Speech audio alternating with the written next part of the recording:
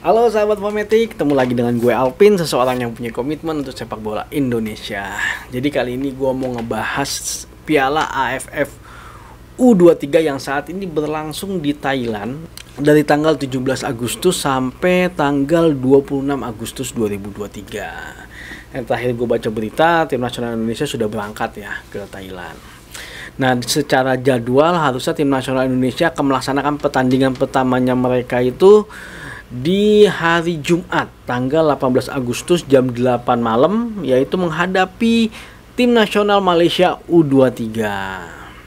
Nah, sedangkan di tanggal 20 Agustus, yaitu di hari Minggu, Indonesia akan menghadapi tim nasional Timor Leste U23. Nah, tim nasional Indonesia ini berada di dalam grup B yang memang cuma 3 isinya. Dan di pertandingan ini, di AFF U23 Championship ini ada 3 grup. Nah, dan langsung masuk ke semifinal. Jadi kemungkinan yang diambil adalah juara grup dan mungkin adalah runner up terbaik.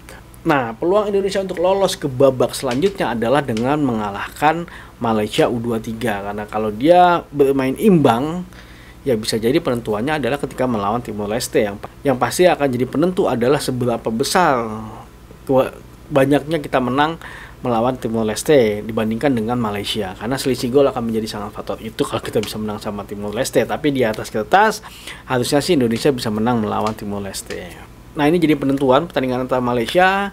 Mudah-mudahan di hari Jumat ini tim nasional Indonesia bisa menunjukkan performa terbaiknya mereka dan bisa memenangkan pertandingan ini sehingga Indonesia bisa lolos ke babak selanjutnya, ke semifinal, dan mudah-mudahan juga bisa masuk final dan juga mudah-mudahan bisa menjuarai Piala AFF 2023 ini. Nah, ada lagi yang pengen gue bahas ialah terkait dengan pemanggilan pemain dari klub Liga 1 BRI yang klubnya menolak untuk menyerahkan pemainnya, yaitu Rizky Ridho dari Persija Jakarta dan juga ada Zaki Ashraf dari PSM Makassar. Ya, memang Piala AFF U23 ini tidak masuk dalam agenda FIFA. Jadi secara ADART memang setahu gue ya, klub Liga 1 BRI itu berhak menolak karena memang nggak masuk dalam agenda. Tapi kalau itu masuk dalam agenda FIFA, maka harus melepas. Nggak boleh nggak ada yang melepas. Nah, ini menarik sebenarnya. Kenapa? Karena yang melatih 2 klub ini adalah pelatih besar dari luar ataupun pelatih asing, yaitu pertama Thomas Doll dari Jerman sama Bernardo Tavares itu dari Portugal ya kalau nggak salah. Nah,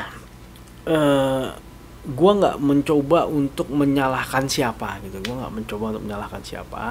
tapi memang gue mencoba melihat dari perspektif lain, dari sosok pelatih yang mempunyai kewajiban ataupun mempunyai tanggung jawab untuk mengejar target yang diberikan oleh manajemen. Nah, mungkin kita nggak tahu nih, saat ini bisa jadi 2 klub ini ternyata di bawah target. Nah, ketika dia harus melepas lagi pemain untuk membela tim nasional, mungkin mereka menganggap mereka nggak akan bisa mencapai target yang diberikan. Nah, itu bisa jadi pemikirannya adalah seperti itu, dan gue yakin harusnya mereka juga berpikir sih sebenarnya bahwa mereka tahu bahwa Piala AFF ini walaupun tidak menjadi agendanya FIFA, tapi harusnya ini mempunyai nilai tersendiri di mata pencinta sepak bola Indonesia, dan harusnya mereka mempertimbangkan itu gitu loh, bahwa Piala AFF ini walaupun nggak agenda FIFA, tapi kalau misalnya bisa juara itu akan membuat fans fanatik dari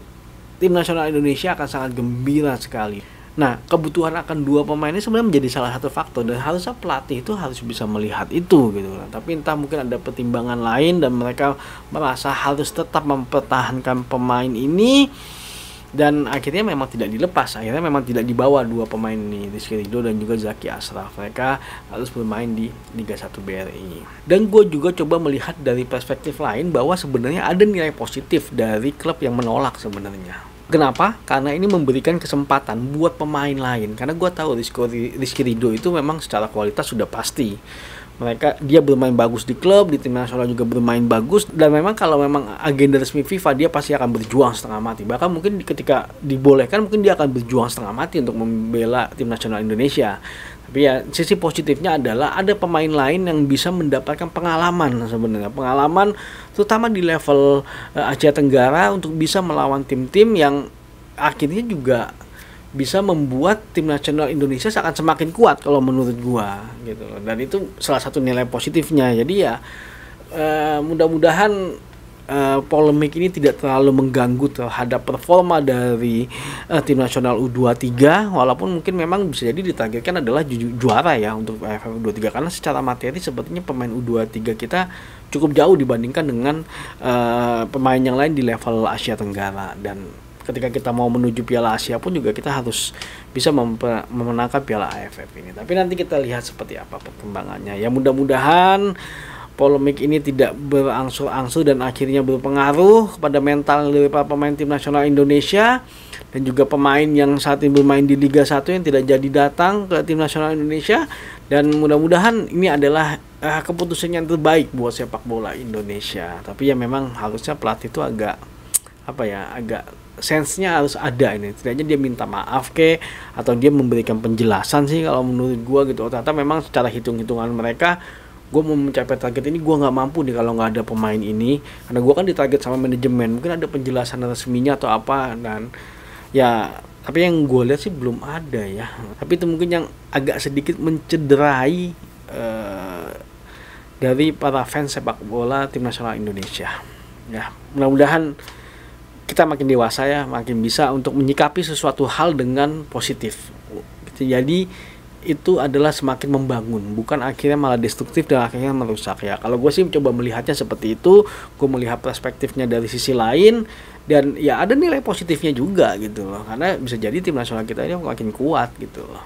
Makin banyak pemain kualitas yang sudah merasakan pengalaman bermain di level Asia Tenggara. Oke.